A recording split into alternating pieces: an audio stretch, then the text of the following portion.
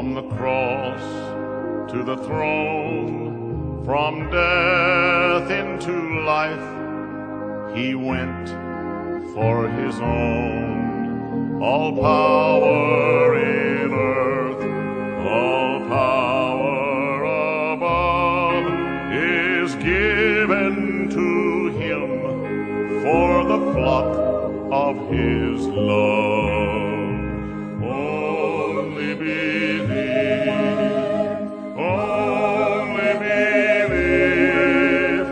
all things are possible, only believe. Que a graça, a paz e a misericórdia de nosso Senhor Jesus Cristo esteja em cada coração. Deus os abençoe. Estamos em mais uma programação do Lendo, Meditando e Orando, programação que vai ao ar de segunda a sexta às 8 horas da manhã.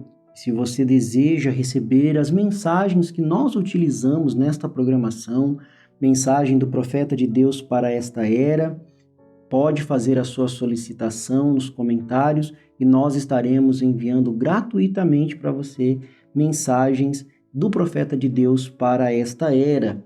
E nós vamos continuar a nossa meditação no livro de Êxodo, no seu capítulo 33, e agora nós vamos finalizar o capítulo 33, do verso 18 até o verso 23, que diz assim: Moisés disse: Então peço que me mostre tua presença gloriosa. O Senhor respondeu: Farei passar diante de você toda a minha bondade e anunciarei diante de você o meu nome, Senhor, pois terei misericórdia de quem eu quiser e mostrarei compaixão a quem eu quiser. Mas você não poderá olhar diretamente para a minha face, pois ninguém pode me ver e continuar vivo. O Senhor disse ainda: Fique nesta rocha perto de mim. Quando a minha presença gloriosa passar, eu o colocarei numa abertura da rocha e o cobrirei com a minha mão até que eu tenha passado. Depois tirarei minha mão e você me verá pelas costas. Meu rosto, porém, ninguém poderá ver.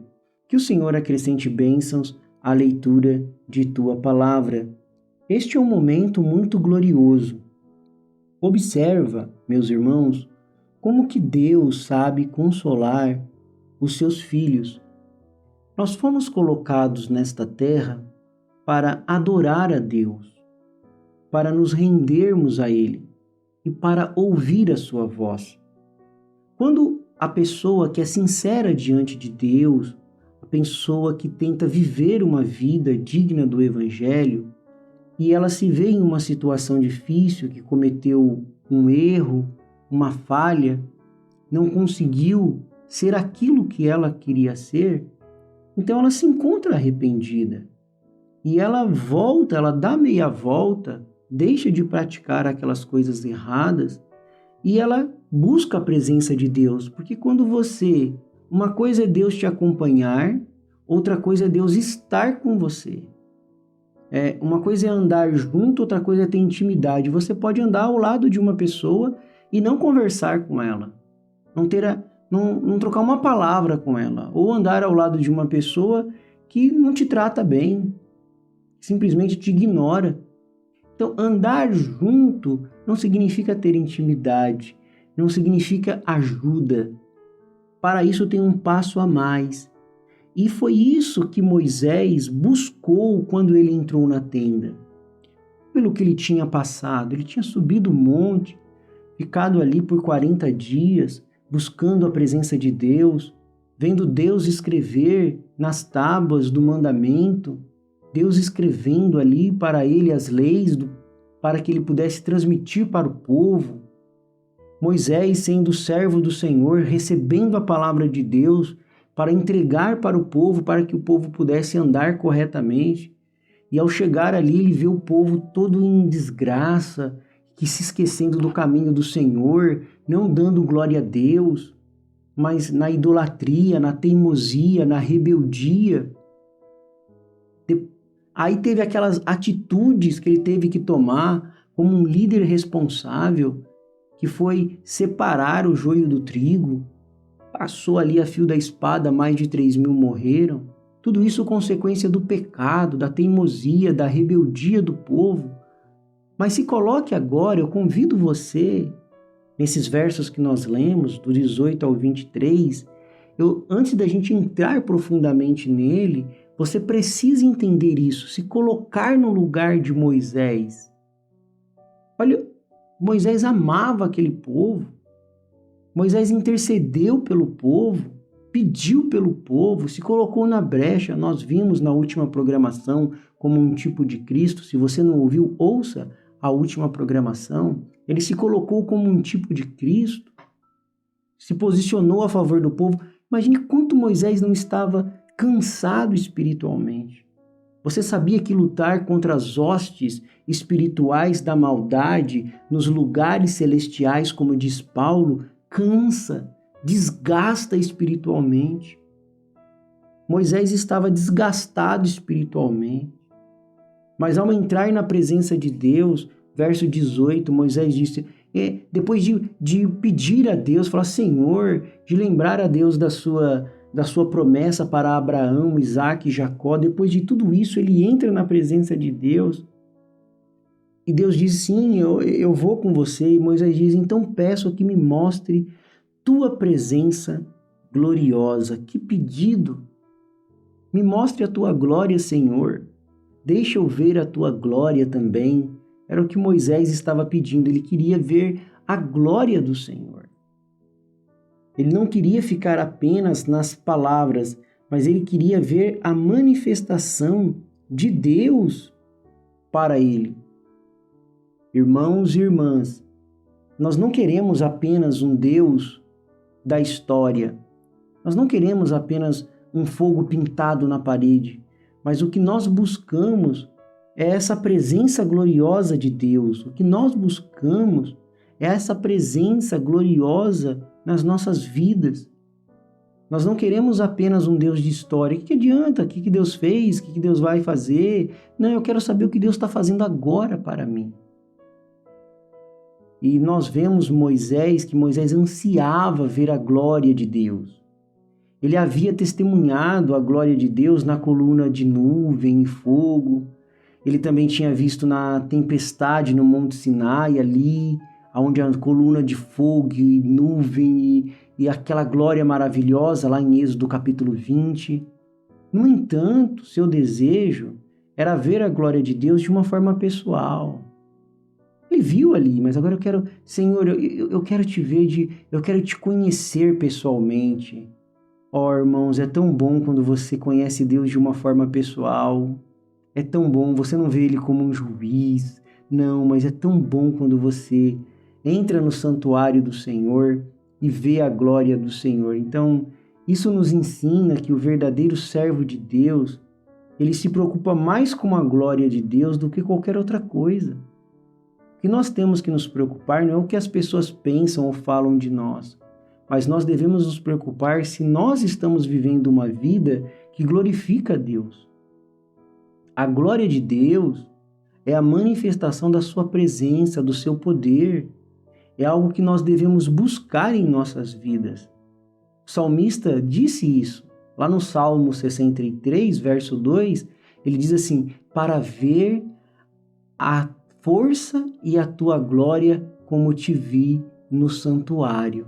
Ó, como que isso é lindo de se ouvir. Salmo 63, verso 1 e 2. Ó Deus, tu és o meu Deus, de madrugada te buscarei. A minha alma tem sede de ti, a minha carne te deseja muito em uma terra seca e cansada, onde não há água, para ver a tua força e a tua glória, como te vi no santuário. Você também pode desejar isso como Davi desejou e alcançar como Moisés também alcançou. Depois nós vemos, irmãos, que Deus, em sua graça, ele concedeu a Moisés essa parte particular da sua glória.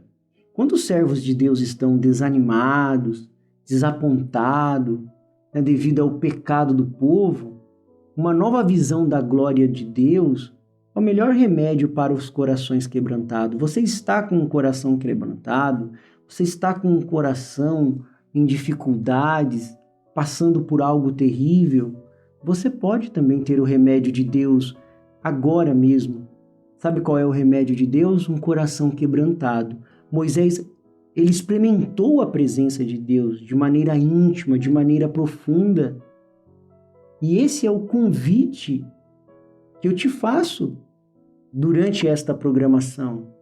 Eu faço esse convite. Não quer você também conhecer a Deus de uma forma profunda e íntima?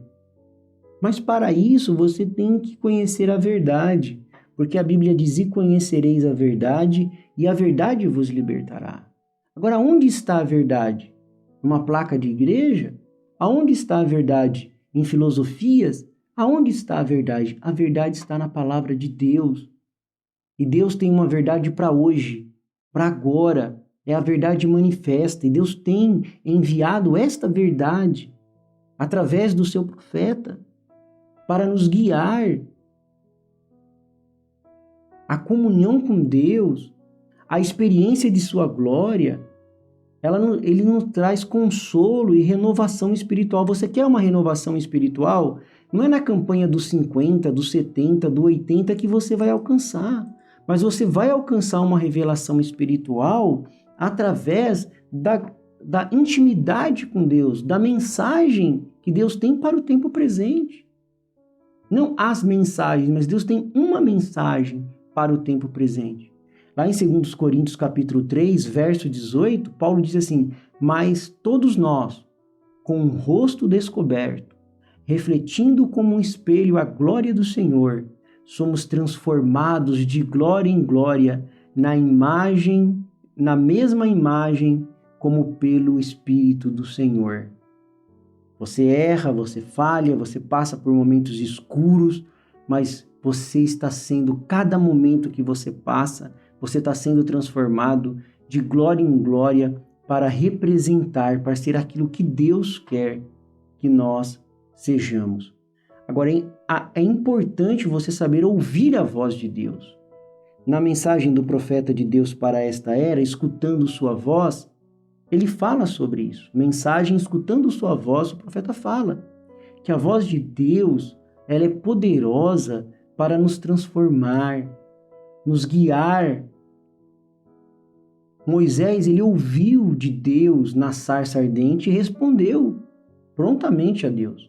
Mas muitas vezes, diz o profeta, nós somos sonolentos em nossa teologia, sonolento no nosso relacionamento com Deus. E quando nós somos sonolentos com Deus, isso nos impede de ouvir a voz quando Ele nos fala. A voz de Deus é uma realidade que os filhos de Deus podem discernir. Você sabia disso? A voz de Deus é uma realidade que os filhos de Deus podem discernir. Jesus disse que as suas ovelhas conhecem a sua voz. Portanto, irmãos, é crucial estarmos atentos e sensíveis à voz de Deus.